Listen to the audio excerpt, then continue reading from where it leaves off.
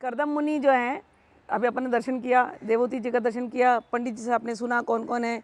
करदम मुनि ब्रह्मा जी के मानस पुत्र हैं, ये हम लोग को मालूम है। और देवहूति जो है वो मनु, हम लोगों का नाम मनुष्य क्यों पड़ा कि मनु हमारे पूर्व है, हमारे पितृ हैं, ठीक है ना। तो हम लोगों को हमेशा लगता है हम लोग ऐसे मनुष्य हैं ना, लेकिन एक बात याद रखो, हमारे अंदर ब्रह्मा जी के भी गुण हैं। और मनुष्य रूप में मनु ने ये सृष्टि शुरू करी तो हम लोग मनुष्य बने। तो मनु जो है ये रामचंद्र के भी पूर्वज हैं, मनु से ही रामचंद्र का इक्ष्वाकु जो वंश है वो शुरू हुआ है। तो मनु शत्रुपा ये इम्पोर्टेंट है। तो मनु की जो पुत्री थी वो थी देवहूति, तो वो राजकुमारी, मनु राजा, उनकी पुत्री देवहूति। तो एक दिन नारद जी आए उनके महल में और आकर के इतना करदम मुनि के बारे में बात किया। करदम मुनि तपस्वी, इतना बात किया, ऐसी तपस्या है, ऐसे भगवान प्रसन्न है उनके ऊपर कि भगवान ने उनको दर्शन दिया और कहा कि मुझे तुम्हारा पुत्र बन करके आना है। तो ये सारी बातें कर रहे थे। तो देवहूति ने सुन लिया। अब देवहूति ने मन ही मन ठान लिया कि अब मैं विवाह करूंगी तो केवल करदम मुनि से करूंगी और किसी से नहीं करूंगी। तो जाके पिताजी को बोल दिया। अब पिताजी बोले अब उनसे क्या विवाह, मतलब साधु से क्या लड़की का विवाह कराएंगे, तू रानी राजकुमारी, बट जिद में अब अड़ गई है। तो फिर दोनों आए माता पिता लेकर के, और करदम मुनि यहीं पर बैठे थे, यही जगह पे, कोई और नहीं, यहीं पर बैठे हैं। ऐसा ही कोई वृक्ष होगा। मैंने बताया ये जो जो तुम वृक्ष देख रहे हो ना यहाँ के, चाहे वो नीम का वृक्ष है, जो भी वृक्ष देख रहे हो, ये बीज जो है ये उस ज़माने से, जब से ये पृथ्वी है, तो बीज में वो पूरी ताकत होती है। तो इसमें जो वाइब्रेशन चलते हैं ये यहाँ के जो वायुमंडल में, वो वही वाइब्रेशन है जो करदम मुनि के तपस्या की है। इस जगह पे परशुराम जी भी आए उसी समय पे। दत्तात्रेय जी के शिष्य हैं परशुराम जी। परशुराम जी आकर के अपने माता के लिए उन्होंने जो जो तर्पण करना था किया, उनकी मुक्ति के लिए सब यहाँ पर किया। तो इस जगह में दत्तात्रेय जी का वाइब्रेशन है, परशुराम जी का वाइब्रेशन है, करदम मुनि जी का वाइब्रेशन है, देवहूति का तपस्या का वाइब्रेशन है। तो ये इतना स्ट्रॉन्ग इधर का वायुमंडल है। हम लोगों के ऊपर कृपा हुई हमारे गुरुजनों की और भगवान की कि हम लोग यहाँ पर आकर के बैठ के भगवान कपिल की बातें सुन रहे हैं, सोच रहे हैं। तो बहुत पुण्य का उदय होता है, तब यहाँ नहीं मिलता है। नहीं तो इसके बारे में किसको सबको पता नहीं होता। गया के बारे में पता है, मातृ गया इतना नहीं पता है सबको। तो हम लोग यहाँ पर बैठे, तो देवहूति को जब लेकर के उनके पिता लोग आए, तो माता पिता आए, तो करदम मुनि एकदम ध्यान में थे। फिर उनको आवाज़ सुनाई दी, घोड़े की आवाज़ आ रही है, हाथी आ रहे हैं, कुछ सेना टक टक टक टक टक करते आ रहे हैं। करदम मुनि नेत्र खुले, देखे राजा लोग आ रहे हैं, कोई तो आए, उतरे अपने हाथी से, महाराज जी मनु और शत्रुपा उतरी और उन्होंने फिर चरण छुए और बोले, तो बड़े प्रसन्न हुए। करदम मुनि पहचान गए, तो मनु जी हैं। बोले बैठिए बैठिए, क्या हो गया। बोले सत्संग किया थोड़ा देर, वो सब है सत्संग। सत्संग करने के बाद बोला हम आपको कुछ दक्षिणा देना चाहते हैं। करदम मुनि बोले क्या देंगे दक्षिणा, मुझे क्या ज़रूरत है, मैं तो अपना इसमें रहता हूँ झोपड़ी में, मुझे कुछ चाहिए नहीं तुमसे। बोले नहीं हमें कुछ तो देना है। बोले क्या। बोले ये हमारी पुत्री है, ये हम आपको देना चाहते हैं। बोले मुझे तुम्हारी पुत्री से क्या लेना, मैं साधु हूँ, मुझे नहीं चाहिए। बोले नहीं, हमारी पुत्री आप ही के पास आना चाहती है, तो आप कृपा करके इनको ले लीजिए। नारद मुनि ने भी आशीर्वाद दिया है कि आप ही के हाथ रहेंगी। बोले ठीक है छोड़ दो। तो माता पिता बड़े, माँ तो एकदम छाती पीट पीट के रोने लगी, कहाँ छोड़ के जा रही हूँ, लेकिन फिर विदा कर दिया, दोनों निकल गए। अब ये अपने तपस्या में लगे हैं, देवहूति रुकी हुई है, सोच रही है आँख खोलेंगे, खोलते ही नहीं, अपनी तपस्या में लगे हैं, उनको पड़ा ही नहीं कुछ। तो ये बेचारी देवहूति भले राजकुमारी थी, अब जंगल में रह रही है, तो बलकल वस्त्रों को पहनने लगी और फिर वही जो मतलब जो मिल रहा है खाने को, कंदमूल खा ले रही है, आश्रम को साफ कर दे रही है, संभाल रही है जैसे जैसे। इनके मन में बिल्कुल उनके प्रति कोई ऐसी भावना ही नहीं है, एकदम साधुवत ये जी रहे हैं। वो भी साधुवत जीने लगी, तपस्या उसकी भी होने लगी देवहूति की। तो राजकुमारी से वो भी तपस्या कर रही है। फिर बहुत दिन तपस्या करने के बाद एक दिन करदम मुनि के ध्यान में आया कि ये राजकुमारी जैसी आई थी इतनी सुंदर, इसने क्या कर लिया। अब एकदम ये भी इसकी मतलब चेहरा बदल जाता है ना। तो बोले ये तुमने क्या कर दिया, ये तो ठीक नहीं किया मैंने तुम्हारे साथ, बोलो तुम्हारी क्या इच्छा है। तो उन्होंने याद दिलाया कि भगवान हमारे यहाँ प्रकट होने वाले पुत्र के रूप में, तो आप बस वो पूरी तो करनी पड़ेगी ना, और हमने विवाह किया है, तो विवाह का धर्म है कि हमको संतान होनी चाहिए। तो बोले ठीक है तुम्हारी इच्छा पूरी करते हैं। फिर उन्होंने कहा संतान होंगी तो घर चाहिए अच्छा, तो घर तो बनाना पड़ेगा। बोले कोई चिंता नहीं, मैं तुम्हारे लिए बनाता हूँ। तो उन्होंने एक हवाई महल बनाया, इतना सुंदर, केवल योग बल से। वो पूरे महल का इतना, एक चैप्टर तो पूरा महल का डिस्क्रिप्शन दिया है, पूरा वर्णन दिया हमारे भागवत में।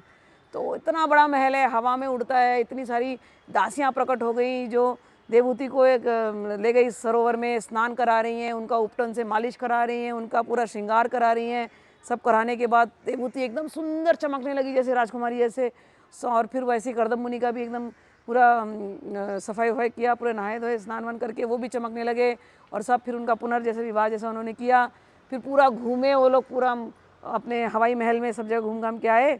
और फिर बाद में उनके 9 पुत्रियाँ हुई पहले देवहूति को, और उनके होने के बाद फिर भगवान स्वयं प्रकट हुए। और भगवान मतलब इनके बारे में ऐसे कहते हैं कि भगवान सोचते थे कि मुझे कैसा माता पिता चाहिए, तो मुझे कर्दम मुनि जैसा और देवहूति जैसा माता पिता चाहिए, इतने तपस्वी माता पिता चाहिए। तो भगवान ने स्वयं चूज़ किया इनको। बाकी जगह आप पढ़ोगे कि लोगों ने प्रार्थना करी कि आप हमारे यहाँ पुत्र बन के आओ। कर्दम मुनि ने प्रार्थना नहीं करी कि मेरे यहाँ पुत्र बन के आओ, भगवान स्वयं आते बोलते मैं तुम्हारे पुत्र बन करके आ रहा हूँ। तो भगवान पुत्र बन करके आए। अब आ गए तो भगवान ऐसे बाल लीला कर रहे हैं रामचंद्र के, ऐसे गोपाल के, ऐसे नहीं है कि ठुमक चलते रामचंद्र, ऐसा कुछ नहीं है। बिल्कुल एकदम योगी वेश में, एकदम बाल सुनहरे, कपिल यानी जो सुनहरे बालों वाला, एकदम उसको जो सुनहरा, तो एकदम सुनहरे सुनहरे, बिल्कुल 16 वर्ष के दिखते हैं। जैसे सुखदेव जी में और कपिल भगवान में अंतर इतना है, दोनों 16 वर्ष के दिखते हैं। सुखदेव जी लेकिन सांवले हैं और ये गोरे, एकदम सुनहरे कपिल भगवान ऐसे प्रकट हो गए, बालक बन गए। और फिर कर्दम मुनि को उन्होंने कहा कि अब आप जाइए तपस्या करने के लिए, यहाँ से आप जाइए। कर्दम मुनि बोले अरे लोग तपस्या करते हैं भगवान को पाने के लिए, मैंने तो आपको पुत्र रूप में पा लिया, अब आप हमें फिर से क्यों भेज रहे तपस्या करने के लिए, मुझे आपकी सेवा करनी है। बोले नहीं, अभी तुम्हारा दर्शन पूरा नहीं हुआ है। तो दर्शन कैसे पूरा होगा? तो दर्शन के 4 प्रकार होते हैं। हम लोग पूजा पाठ करते हैं ना, तो सपने में कई बार भगवान आते हैं ना, देवी आती है, तीर्थ स्थान देखते हैं, गुरु देखते हैं, संत देखते हैं। तो ऐसे कोई सपने आप देखोगे ना तो समझ लेना वो सब सच्ची हैं। कभी कभी अपन कोई ऐसा तीर्थ स्थान मंदिर देख लेते हैं, अपने को मालूम भी नहीं किधर है, लेकिन वो थे कभी ना कभी, किसी न किसी काल में वो मंदिर थे, कभी ना कभी किसी न किसी जन्म में आप वहाँ पर गए थे, आपको वहाँ से आशीर्वाद मिला था, आपके अंदर में, आपके आत्मा में वो पिक्चर छुप गई है। इस जन्म में वही आत्मा शरीर बदल के आई है। लेकिन कभी आप जैसे प्रार्थना करते हो और एकदम बहुत डीपली प्रार्थना कर रहे हो और सपने में देख लेते हो मंदिर, फिर आपको लगता है कहाँ था ये मंदिर, कैसा था, लेकिन वो मंदिर में जो आपने प्रार्थना करी थी, आपकी प्रार्थना एक्सेप्ट हुई थी, और वही आप देखो घंटी बज गया कन्फर्मेशन तो आपकी प्रार्थना पूरी हुई, इसलिए वो सपने में आपको आए थे। तो ऐसा है। तो ये पहला दर्शन होता है, जब हम पूजा पाठ करने लगते हैं ये पहला दर्शन होता है। दूसरा दर्शन होता है कि आपका चित्त शुद्धि होने लगता है, आप ध्यान करते हो तो ध्यान में भगवान कई बार प्रकट होते हैं, कई बार बहुत ज्ञान प्रकट होता है, तो वो भी सत्य दर्शन होता है। तीसरा दर्शन होता है, तो 2 दर्शन आपने देखे। तीसरा दर्शन होता है भगवान प्रकट हो गए। भगवान कई बार आते हैं ना, ऐसे कई लोग बोलते हैं अरे हमको आए थे उधर, हम सडनली भगवान आ गए, ऐसा लगता है भगवान ही थे, हम पहचान नहीं पाए। तो भगवान ऐसे प्रकट रूप में भी आते हैं। अब कर्दम मुनि का तो इतना शुद्ध चेतना है कि भगवान एकदम दिख रहे हैं उनको। हम लोग की इतनी चेतना शुद्ध नहीं होती है कि कई बार भगवान आते हैं, हमको करके भी जाते हैं, हम पहचान नहीं पाते हैं। बाद में ऐसे रियलाइज़ होता है अरे भगवान ही थे उस समय पे, ऐसे कैसे उस जगह में आ गए, ऐसा चमत्कार हो गया। तो ये तीसरा दर्शन है। लेकिन चौथा दर्शन जो मेन दर्शन है, जो कपिल भगवान ने पूरे इसमें बताया कि हर एक चीज़ में तुम उस भगवान परमात्मा का दर्शन करना है। तो ये नहीं है कि केवल भगवान मूर्ति में है, भगवान इस वृक्ष में भी है, भगवान आकाश में भी है, भगवान पुष्प में भी, भगवान इस कुर्सी में, कैमरा में, हर जगह भगवान है, चींटी में तक भगवान है। तो उन्होंने कर्दम मुनि को कहा कि अब आप जाइए, अब आप वो दर्शन कीजिए जहाँ सर्वत्र में ही, जले विष्णु, थले विष्णु, ज्वाला माला कुले विष्णु, कि हर चीज़ में, जल में विष्णु, स्थल में विष्णु, ज्वाला माला, जो कुछ भी तुम्हें देख रहे हैं, सर्वम विष्णुमयम जगत, हर एक जग में सब कुछ विष्णुमय है। जित देखूँ तित श्याममयी है। भगवान कपिल ने जो सिखाया वो सांख्य के माध्यम से सिखाया। ये जो अवस्था है कि जहाँ सर्वत्र हमें केवल भगवान के दर्शन हो रहे हैं, गोपियों को बिना सांख्य के केवल प्रेम से होने लगा। तो 2 प्रकार से दर्शन हो सकते हैं, एक समझ करके मेथड, और एक प्रेम में। इतना प्रेम विभू हो जाए कि राधा रानी बात करती भंवरे से तो उनको भंवरा लगता है कि ये कृष्ण है। भ्रमर गीत सुनते हैं ना, हाँ, जो भी गोपियों को जो कुछ भी दिख रहा है उन्हें सब लगता है बस सब कृष्ण है, उन्हें ऐसा लगता है, कोई बात नहीं, उन्हें लगता है सब कृष्ण है। तो वो प्रेम की स्थिति है। और भगवान कपिल ने जो बताया, भगवान कपिल ने सांख्य पूरा बताया, क्योंकि देवहूति ने जब कर्दम मुनि चले गए आशीर्वाद लेकर के पहाड़ों में अपने साधना में वापस, तो देवहूति आई, बोली पिताजी को तो तुमने भेज दिया, मेरा क्या। पिताजी तो जीवन भर तुम्हारे तपस्या करते रहे, मैं एकदम भोली भाली लड़की आई थी उनके साथ कि इनके साथ मैं भी लगूंगी, गृहस्थाश्रम करूंगी, फिर ये जब तपस्या करेंगे वानप्रस्थ होंगे, मैं भी इनके साथ वानप्रस्थ होंगी, लेकिन तुम आए और तुमने उनको वानप्रस्थी बना दिया, मेरी मुक्ति का क्या? बोले तुम्हें क्या चिंता है, तुम्हारी मुक्ति मेरे हाथ में, मैं करूँगा माता। तो उन्होंने फिर मुक्ति के लिए उन्होंने ये पूरा ज्ञान दिया। तो मुक्ति कैसे होती है? मुक्ति ज्ञान से होती है। तो ज्ञानी आदमी की मुक्ति। अच्छा, हमें ऐसा लग रहा है कि ये तो ज्ञानी लोगों के लिए है पूरा, तो मैंने इसीलिए गोपियों की बात करी। गोपियाँ कभी ज्ञान के पीछे भागी नहीं। गोपियाँ घर का काम करते करते कृष्ण कृष्ण रटते रटते सारी मुक्त हो गई। तो दोनों मार्ग है, गोपी का भी मार्ग है और ये सांख्य का भी मार्ग है। गीता में भगवान ने दोनों मार्ग बताए।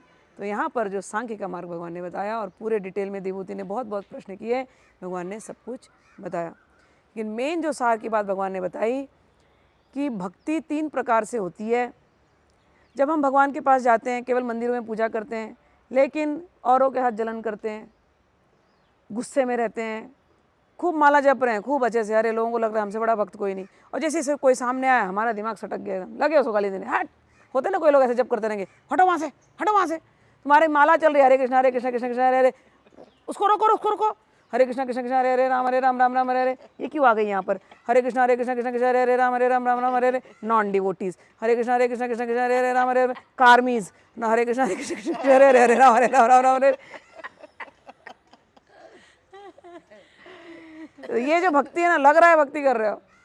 भगवान कपिल ने बोला भैया ये भक्ति है तो, लेकिन ये तामसिक भक्ति है, दूसरी भक्ति है। भगवान कपिल ने बोला सीताराम सीताराम सीताराम सीताराम, हे भगवान मेरे बच्चे को ना अच्छा मार्क्स आ जाए, सीताराम सीताराम सीताराम सीताराम, हे भगवान मेरे बच्चे को ना अच्छी लड़की मिल जाए, सीताराम सीताराम सीताराम सीताराम, जैसे रामचंद्र को सीता मैया मिली वैसे मेरे बच्चे को मिल जाए, सीताराम सीताराम सीताराम सीताराम, मेरे पति को प्रमोशन मिल जाए, सीताराम सीताराम सीताराम सीताराम सीताराम, मेरी दादी की ना मुक्ति हो जाए, जो आप मुक्ति कर देना, मैं गया था ना आप सुन लेना, सीताराम सीताराम सीताराम।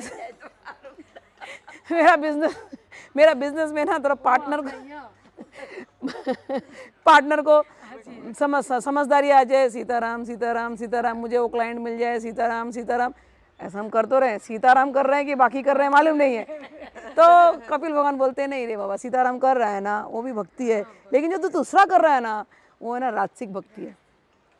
तो उसको भी मैं मानता हूँ, भले तामसिक है तो भी मेरा नाम तो ले रहा है, चलो राजसिक है मेरा नाम ले रहा है, चलो, लेकिन उससे भी और एक ऊंची कैटेगरी होती है जिसको हम कहते हैं सात्विक भक्ति। तो हम भगवान की पूजा, भगवान की सेवा करते हैं, मंदिर में जितना जितना रूल्स एंड रेगुलेशन है वो फॉलो करते हैं, लेकिन भगवान बोलते हैं सबसे अच्छी भक्ति वो होती है जिसमें तुम मंदिर में तो भक्ति कर ही रहे हो, लेकिन मंदिर से बाहर जितने जीव हैं, समझ में आया ना, जितने जीव में खाली इंसान नहीं, जानवर भी, वृक्ष भी, जो दिखते हैं वो भी, जो नहीं दिखते हैं वो भी, सब के अंदर केवल मेरा दर्शन करना, ये जो भक्ति है ये सबसे ऊंची भक्ति है।